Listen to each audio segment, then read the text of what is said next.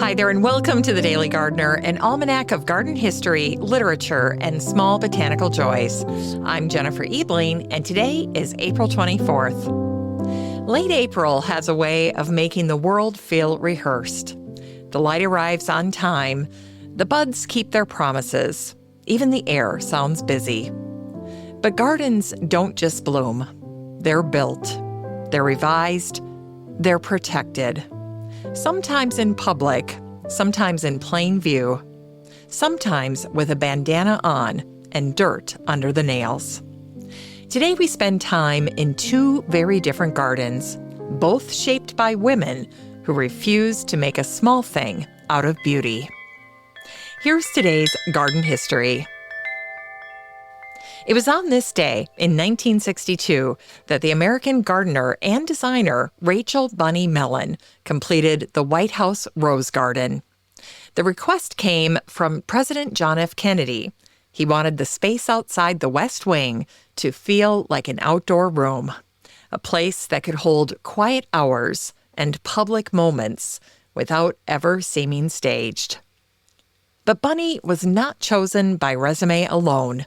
She was chosen by trust. As a close friend of Jacqueline Kennedy, Bunny understood the household, its rhythms, its pressures, and its need for grace under scrutiny.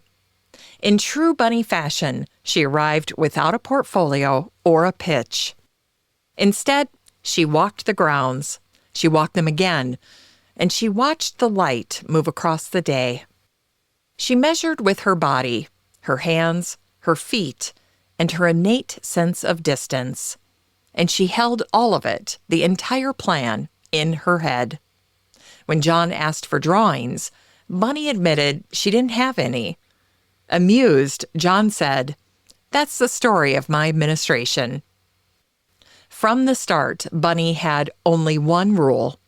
Nothing should be noticed.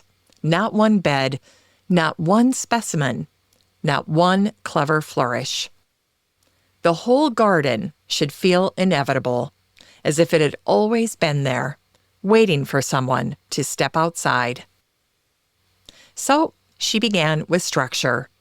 A broad central lawn, flower borders like steady arms, boxwood to hold the geometry, crab apples for spring, little-leaved linden trees for shade, and magnolias to anchor the corners, specifically saucer magnolias with those heavy cups of bloom that make you slow down and linger whether you intend to or not.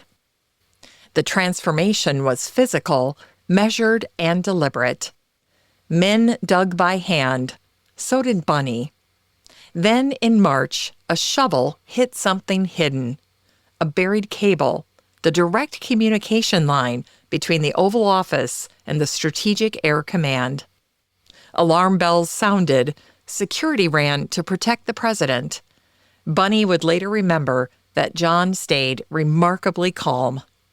Months later, he teased her about it, asking if she'd found anything else interesting in the soil.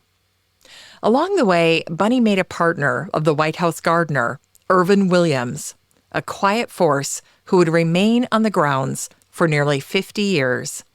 Together, Bunny and Irvin moved with purpose, and sometimes with mischief. When the men from the Park Service left for lunch, Bunny and Irvin widened the garden beds by a few inches.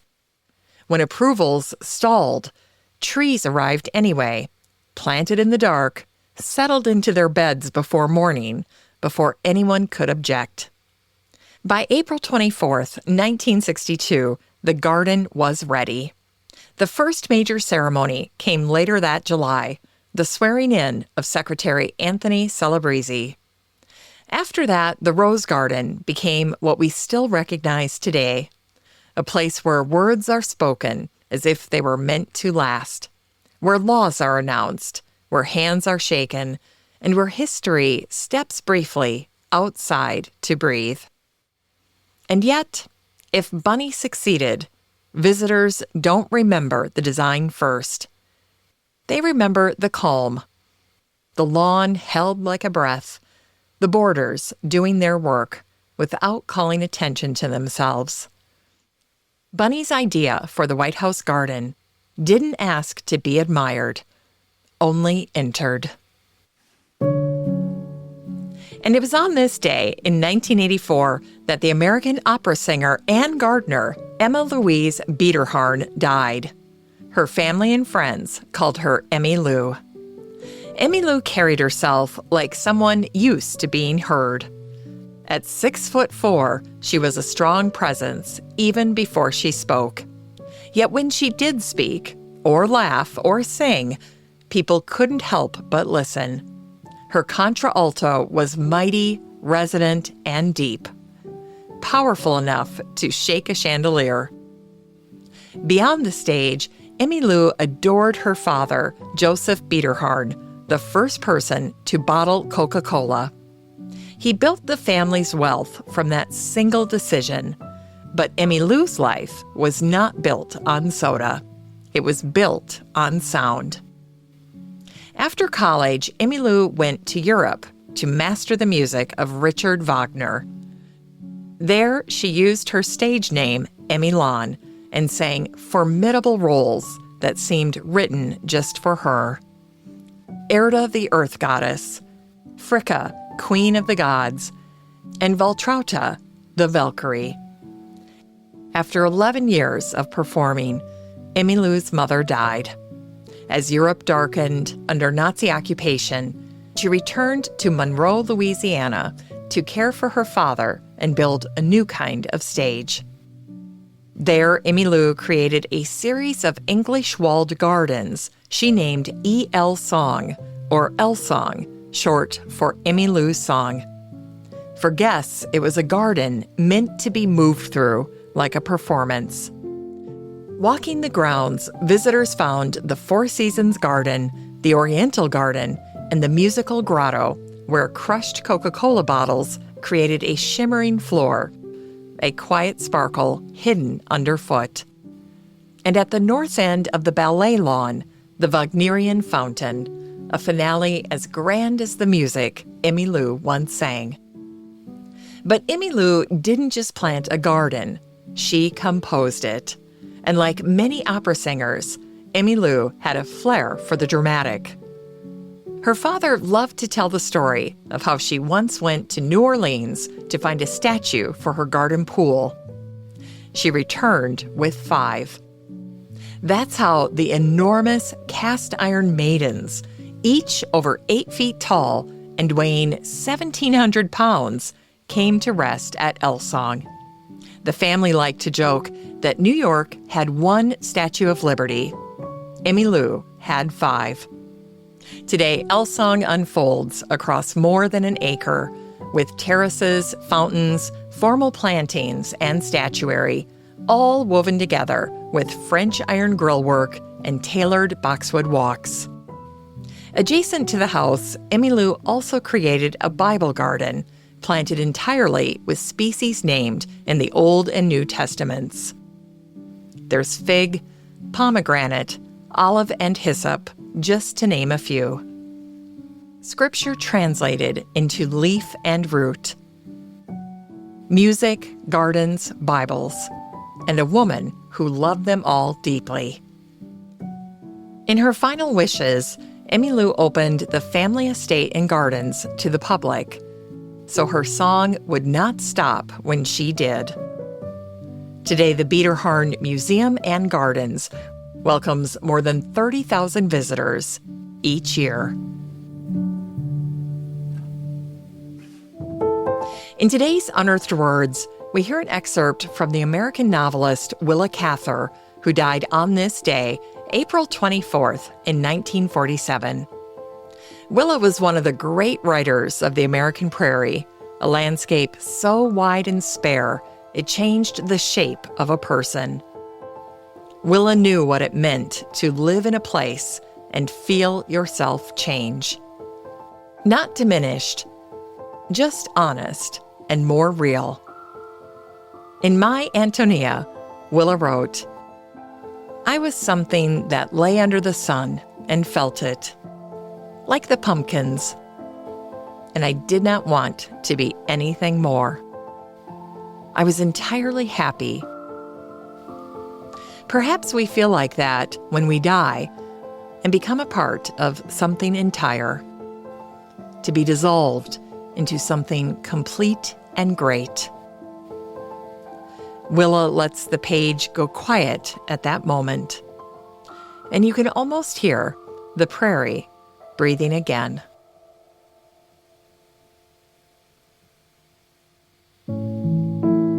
It's time to grow that garden library with today's book, 7 Flowers by Jennifer Potter. This week, our books are part of Flora and Flowers Week, a week devoted to blooms themselves and the long human stories they carry. In this book, Jennifer Potter chooses just 7 flowers and lives with them long enough to let them open fully. Not as pretty things, but as forces. 7 flowers that have pulled people into devotion, trade, hunger, art, and sometimes obsession. They are lotus, lily, sunflower, opium poppy, rose, tulip, and orchid. If you've ever stood in front of one of those blossoms and felt yourself fall in love, this book understands that moment. It doesn't rush, it just keeps company, and it lets the flowers lead.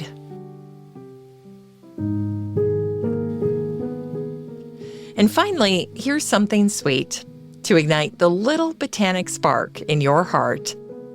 It was on this day in 1916 that the Irish school teacher and poet Patrick Pearse stepped outside the General Post Office in Dublin and read aloud the proclamation of the Irish Republic.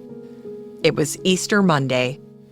And reading those words of independence in the middle of a city street in broad daylight during wartime was an act of open rebellion. Within days, the Easter Rising was crushed.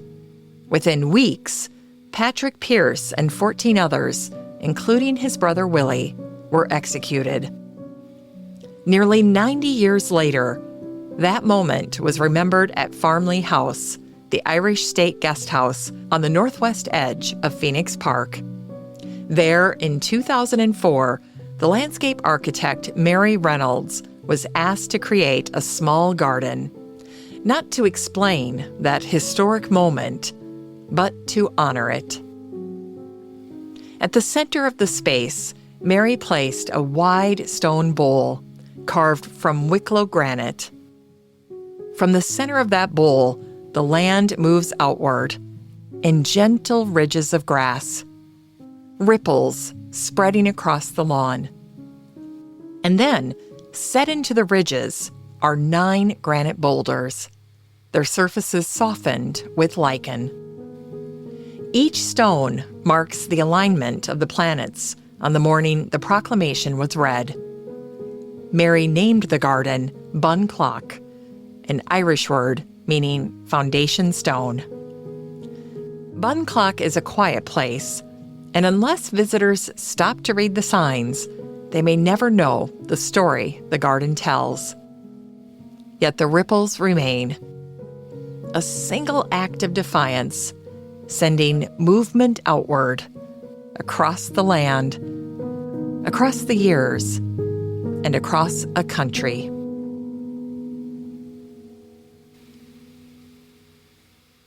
As we close the show today, remember, gardens don't just bloom, they are built.